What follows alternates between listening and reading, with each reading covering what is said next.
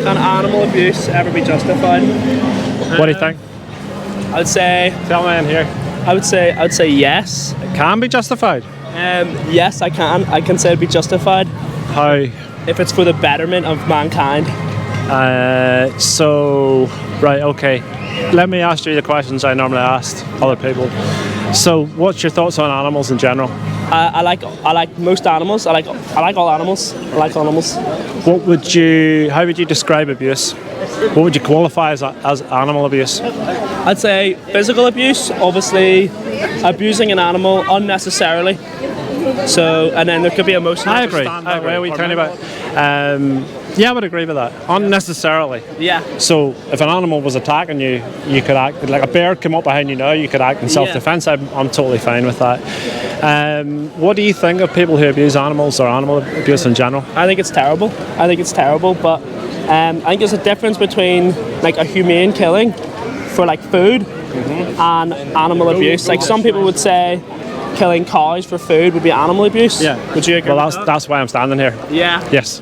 So how is it not abuse? How is it abuse to kick a dog, but shooting a cow in the head and hanging them upside down and cutting their throat is not abuse? Explain that one to me. So I would say if you kick a dog, you're not getting anything out of it. Well, some people do it for pleasure. They think it's fun. Like Kurt Zuma kicking his cat last year. I would disagree with that, but I would say it's okay to kill an animal if you're eating it, and it's moral. Yeah. It's unnecessary. And you've already said to me, if it's not necessary, then it's abuse. So it's not necessary to kill animals for food. So then what would we eat instead of meat? Plants. And how do we stop insects from eating those plants? I get you, man. Right, okay. So this is the crop death argument. Yeah. Okay. So I want to minimise the amount of harm I do on this planet. Otherwise, I would top myself and do no. The only way I can do no harm on this planet is by killing myself and saying cheerio. By walking down the street today, I probably stepped on a couple of bugs accidentally. Yeah. We need to eat something, so it's a minimal amount of harm. But you have to remember, there's 8 billion people roughly on this planet. Okay. Yeah. Every single year, we're eating over 80 billion land animals every year. Those animals all eat something. They're eating crops mostly, okay? So most of the food we grow is fed to them, over 80%. Over 70% of agricultural ground is dedicated to growing crops like soy and corn maize and water usage to feed those animals. So to minimise the amount of crop deaths that we get and pesticides that we use, then we should cut the animals out and grow the food for us. Use those fields to grow crops for us. That Joseph Poor, he's an Oxford University lecturer. He did a peer-reviewed science paper. It was in the Science Journal. He studied 40,000 farms over 2 years, and he came to the conclusion that to feed everybody on the planet, we could use 70% less ground and still easily feed everybody on the planet. And yes, there's political issues to feed everybody. I get that. I understand that. But if you want to minimise crop deaths and pesticides and all the things we use, then we need to get rid of the 80 billion land animals and grow crops for ourselves. I think there should be a balance. I think if you're like, I wouldn't agree with like getting a burger from McDonald's. Okay. But I would say I'd be more like, if you could kill one animal, that animal is going to feed you for like a year, like a cow. Okay. How many people are able to do that? Not a lot. Not a lot. Yeah, there's 8 billion people. That's not even mathematically possible in any way. And grass-fed, I'm not talking about the environment. I'm an animal rights activist. Right, okay, But environmentally, grass-fed cows are like exponentially worse for the environment than factory farmed animals. Oh really? Yes, much worse, like for methane and stuff. Grass-fed is way worse, and there's nowhere near enough ground anyway.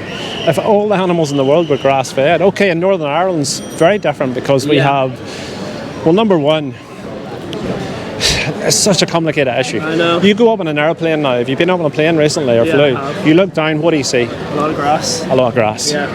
How many crops do you see? Not a lot. Not a lot. Because all the farmers now, 80% of agricultural land in Ireland is suitable for growing crops. Yeah. But they get more money and more subsidies from animals. And, so all the fields are either used for having the animals on and grazing or growing silage. And I understand to feed them in the winter time. So it's a massive waste of ground. And it's like, I understand like the process, like why grow crops to give the animals and then we eat the animals. It would be smarter to grow crops, we eat the crops. Factually, 16 kilograms of crop for every kilogram of beef that we get. So it's completely wasteful. Yeah. Completely wasteful.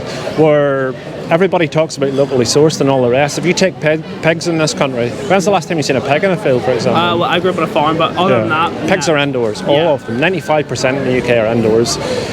And what we do is we are cutting down the Amazon to grow soy and corn maize. I think last year in Ireland we imported some crazy figure like 5 million tons of soy and corn maize from the Amazon to Northern Ireland to feed the pigs. Yeah, but there is certain foods that there is certain like minerals and vitamins that you can't really get from plants. Like what, man? Like there's amino acids. There's certain amino acids you can only get. No, that's, man, honestly, I'm not trying to be a dick. Yeah, I genuinely know about this. This is not an opinion, it's science. Yeah. So the myth is that only meat has all 9 essential amino acids and plants don't. But most plants have like 8. Yeah. Some of them have 9. Potato have them all. Potato have them all. So some have them all, and some have like 8 out of the 9 essentials. Yeah. But they all have different essentials. So if you were able to combine it? No. I mean, you just have to eat like 2 different ones in a day, and you're easily covered. Man, I haven't eaten meat or dairy products in many, many, many years. I respect that. I'm 56, man. The science is you can thrive on a vegan diet or a plant-based diet, whatever we want to say it. And you said about killing one animal. Here's the thing, man, that people in that argument fail to recognise. I don't care if it's one animal or 500 animals. That one individual still had to suffer terribly for you to kill them. I mean, you said humanely slaughtered. How do you humanely kill somebody that doesn't want to die? How would I humanely kill you? I know it's hard, but there is certain ways you can go about it. Like there's bad ways. Like so tell me a good way. No, I'm being difficult on purpose. I'm being facetious on purpose. You tell me a good way to take somebody's life. I'd say an animal that's had loads of land for its entire life. It's been looked after well, and then whenever it's fully grown, one of those guns straight to the head.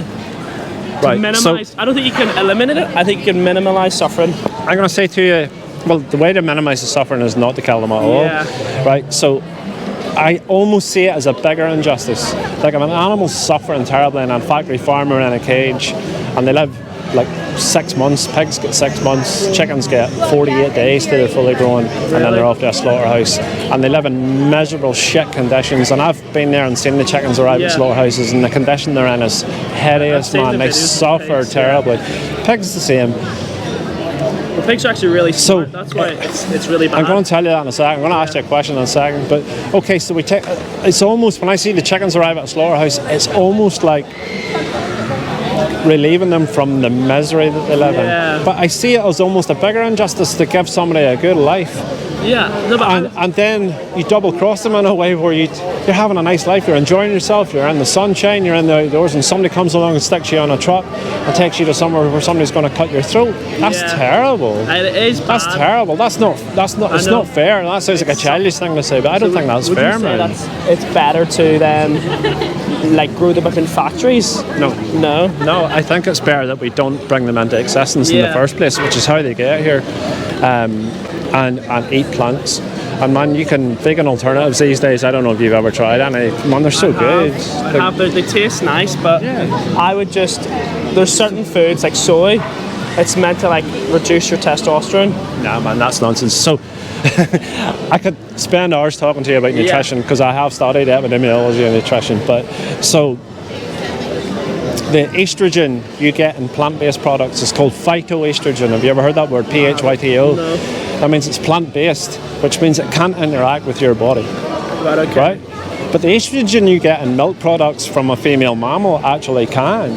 Yeah, So it is much worse for you. So if you're drinking dairy milk... Would you be against milk and eggs? Dairy and eggs, well, both of them are probably 2 of the most cruel industries on planet Earth. Yeah. And not many people know why. I'm going to tell you why. But first of all, let me tell you first. Tell me about the pigs. Pigs. Do you know how we dispose of them in this country when they get to a slaughterhouse? And there's one 2 miles from my house, and there's one in Cookstown called Carroll Foods. Do you know what we do to them when they get there? No. Have you any idea? No. Would you be shocked if I told you we put them in gas chambers? Oh yeah, I've heard about that. That's bad. Like that's really bad. So I've done vigils, and I've been inside Cranswick and Ballymena, and I've stood and listened to them, man, and It's horrible. it's a carbon dioxide gas chamber, Right, okay. so it's like suffocation. It's not like gas at the dentist where you drift off nicely to sleep. It's suffocation. So they're put in a cage 2 or 3 and they're dropped down in. Yeah. Man, you should hear those animals. I've seen videos of them getting transported in the trucks and they're just squealing. and you see pigs are super intelligent. Yeah, so they're when smarter than dogs, aren't they? well, the science is they're the 4th smartest animals. So it's humans, dolphins and whales, corvids like ravens and crows, really smart. 4th are pigs. And then 5th is Americans. Yeah, well, Donald Trump will be down there somewhere. But they're smarter than primates. Yeah, They are much smarter than dogs. So you see when they arrive at a slaughterhouse and they hear the screaming, I mean, you only have to stand, like when you're standing doing vigils and with the lorries, you can hear it behind you. Man, they fucking know. I don't know if they know they're going to be gassed or not, but they're not stupid. They know what's coming. And it is heartbreaking to see the fear in those animals. That's the worst. It makes me want to cry even tell you about it. And you see when they're standing in line, man, and the ones in front go into a cage and they have to stand there knowing that they're next, and they know they're next. Man, it is fucking. I wish I could take you there, man, for 1 minute and let you stand there and listen to those poor animals. If that was dogs, man, people would be out in bloody arms. Like that's a tough approach because like I'd be against that, and then it'd be like me bringing you to like a war and seeing like bad things happening there. It's like you're against that as well. Yeah, but it's a different thing. And here's the difference with a war. Like I'm a peaceful person. I'm against war. Me too. What effect can I have in the European war? Bar make donations or something. But with the animal thing, if I buy the product, I am directly part of that suffering. So if I buy a pork sausage, I'm the cause of that. That seems harsh, but that is the reality. It's supply and demand. So if we pay these people, then they're going to keep doing these heinous things. And I see it as a heinous thing to throw an animal into a gas chamber.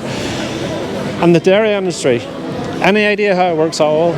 I know. No, I wouldn't know. I mean, I have a few chickens at my home. Yeah. But I wouldn't know like the mass production of it. So even on a small farm, dairy and eggs work kind of the same way. So let me try and tell you in about a minute and a half. Yeah. Cows do not just produce milk. They are mothers. Yeah. When's the only time a human mammal produces milk? After pregnancy. Yeah. So they're forcibly impregnated. Yeah. They're put into a rack that some farmers call a rape rack. They artificially inseminate them by force by putting a tube inside their vagina and squirting semen in, and they put their other hand inside their anus and manipulate their cervix. They make them pregnant. They're pregnant 9 months, exactly the same as a human mum. Okay. As soon as the calves are born, I'll only be 1 minute, bro. Yeah, let him just finish his The calves, as soon as they're born, are taken away from her because they don't want the calf to drink the milk that they want to sell to you. The girls go into the industry and they'll go through 5 or 6 cycles of pregnancy in their life and being milked every day. Okay. And it's about 6 years old, their milk production declines, they're considered spent. Guess where they go? Off to the slaughterhouse. They should live to they're about 25, 30. The baby boys don't produce any milk in the dairy industry. So they're straight off to the slaughterhouse, or They're Friesians and Holsteins. Their quality of meat is terrible. They're big, tall, skinny cows. They're very different than the beef cows. Yeah. So the baby boys, one of 3 things, off to the market and sold to the slaughterhouse for cheap meat products. Some are sold for veal. They go across the continent on ships, and they stand. Veal pens are illegal here, but they're not in certain countries. So they stand with a chain around their neck in darkness for 16 weeks, and then they're stabbed in the throat. well, I didn't know any of that. That's really bad. Like That's bad. Or some farmers don't want to raise them at all. They're just a waste product. They're not really valuable. Like a beef cow's worth 1,000 quid or something like that. 50 quid for a wee calf. They have to feed them in the winter time.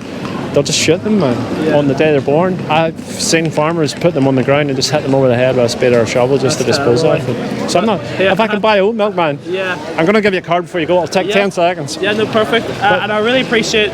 I appreciate the conversation, man. You've been open. Respectful. And It has been, man. It has been. respect you being out here doing this. I'm not here judging people. I used to pay for it too. The dairy industry thing, I didn't know that when I was younger. When I found out, I thought, I'm not cool with that. I can put oat milk in my coffee. Or I personally, I haven't eaten pork in like a year. I haven't eaten pork since I was 7 years old. So, Really? Yeah. Respect that. So this is about the environment. This is about how the sea's being trashed by fishing. Dominion's the hard watch. It's the slaughterhouse footage. I'm going to ask you to watch that. The best speech you'll ever hear. It's free to watch on YouTube. Yeah. It's about 40 minutes long. Okay, yeah. Literally the most powerful thing I've ever seen in my life, man. I changed overnight when I watched that. So check that out sometime. And I'm on YouTube and stuff as well. I think I've seen you on YouTube before. I'll be putting this up. That was a good conversation. Good, man. Thanks for your time, man. Have a nice day.